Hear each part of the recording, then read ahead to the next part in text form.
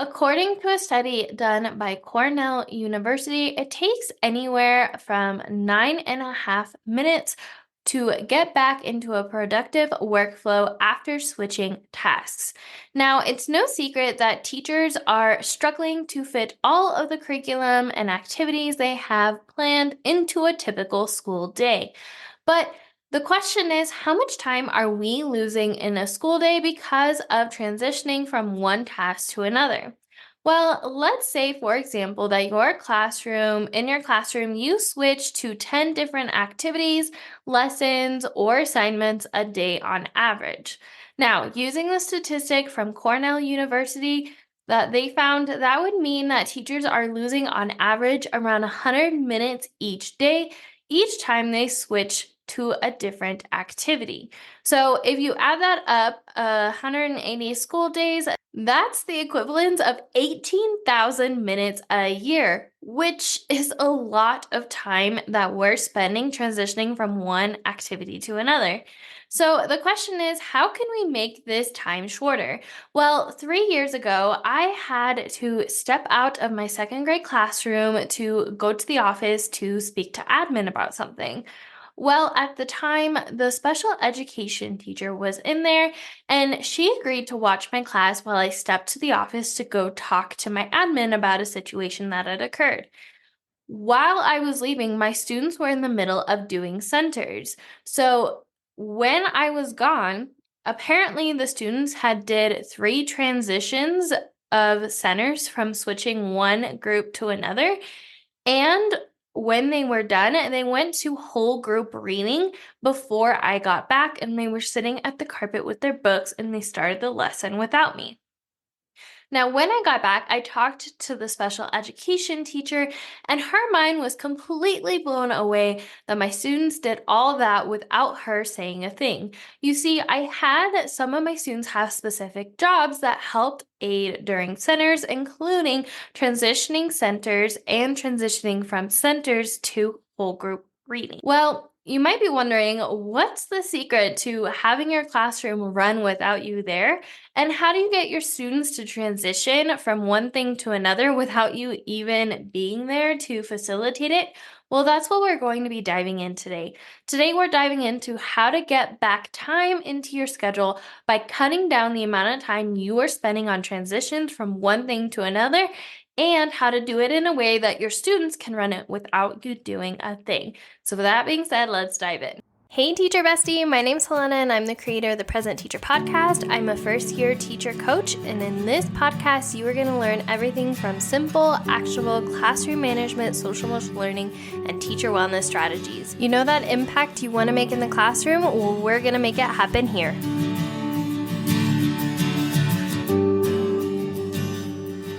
Now, before we dive in, let's get clear on what classroom transitions are. Classroom transitions are whenever a student moves from one activity to another or from one subject to another.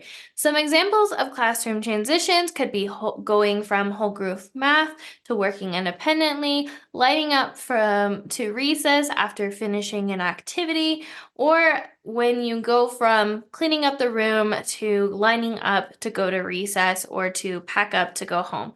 All of these are different examples of what different transitions can be or classroom transitions can be in the classroom. The biggest thing that these transitions do is they take a lot of time, especially if you're not doing them correctly. So let's dive into what does a good transition look like. Now that we talked about what a classroom transition is, let's talk about what a good transition looks like. A good transition entails your students going from point A to point B in a short amount of time, ideally in under a minute. Also, a good transition in my eyes is when your students move quietly and quickly from one activity to another.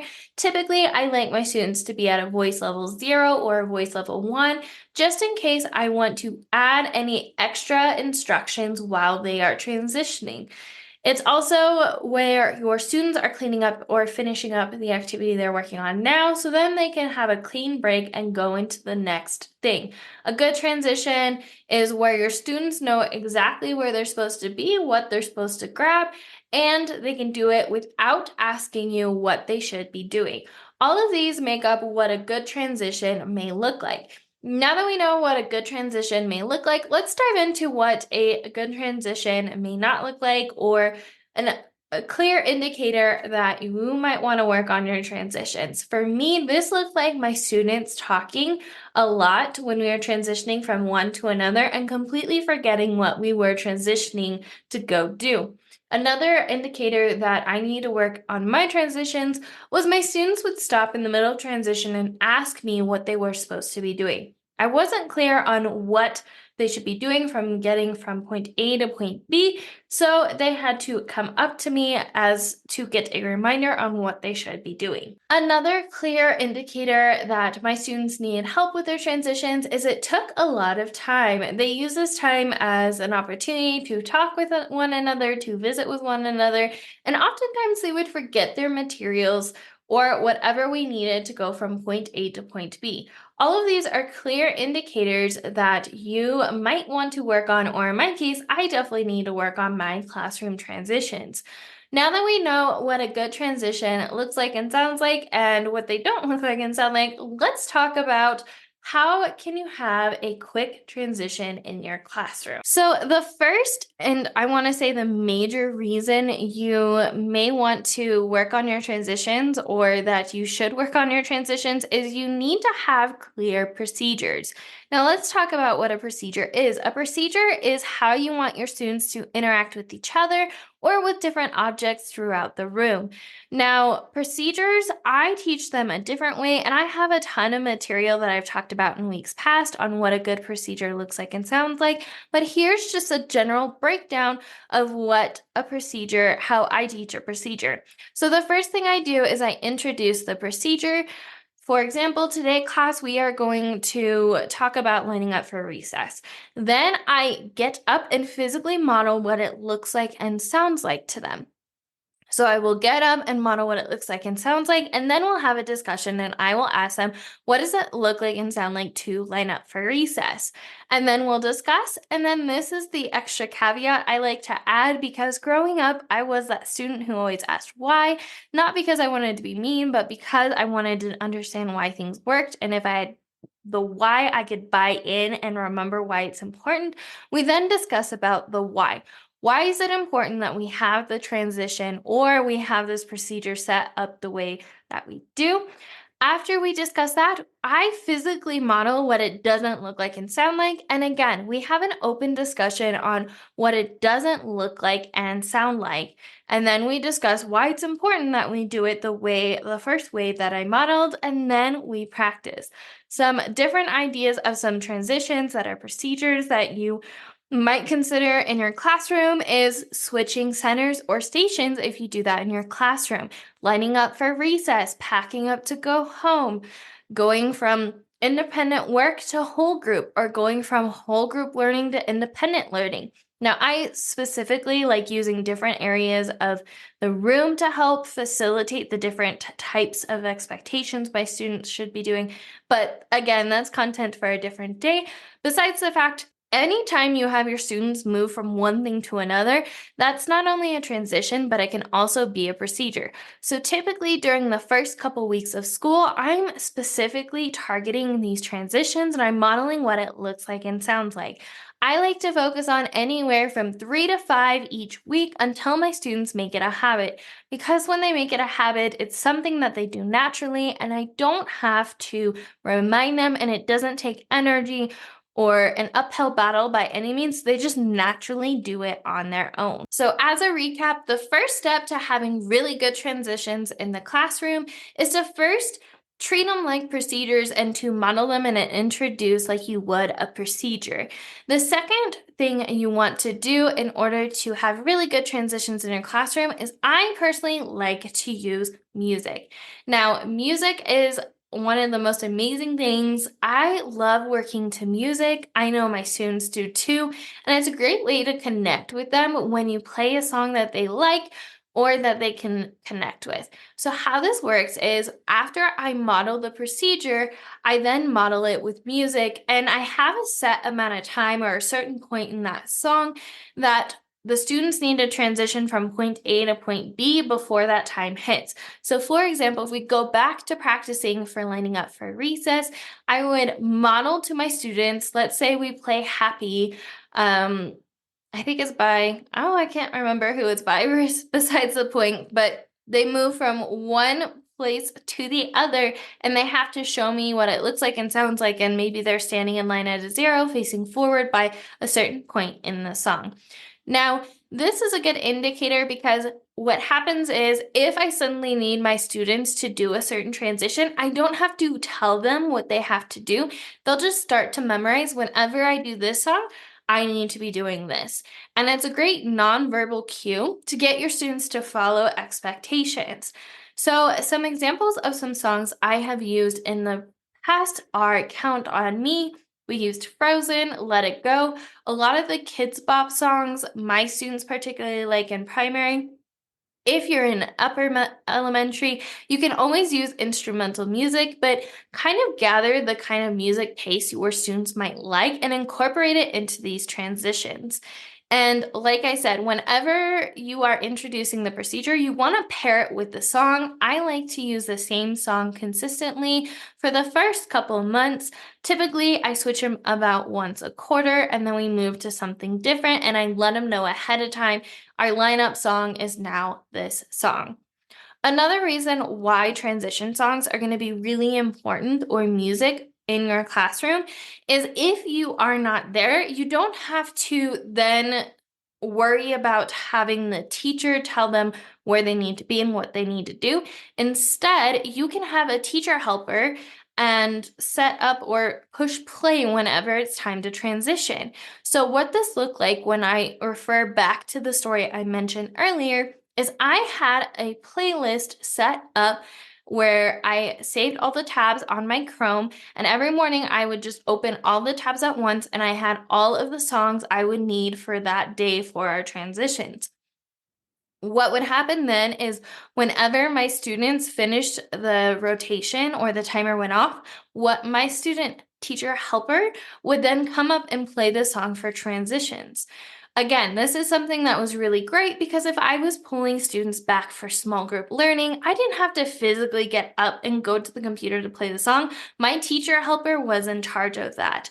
And this helped give my students autonomy in the classroom and help them be, independent and prioritize their own learning. Now, depending what kind of teaching style you may have, you may want to add a little bit of fun to this. For example, towards quarter 4, I like to do the Cupid Shuffle. I like to do the Cupid Shuffle with my kids because I'm personally just that kind of engaging teacher that likes to move with my kids.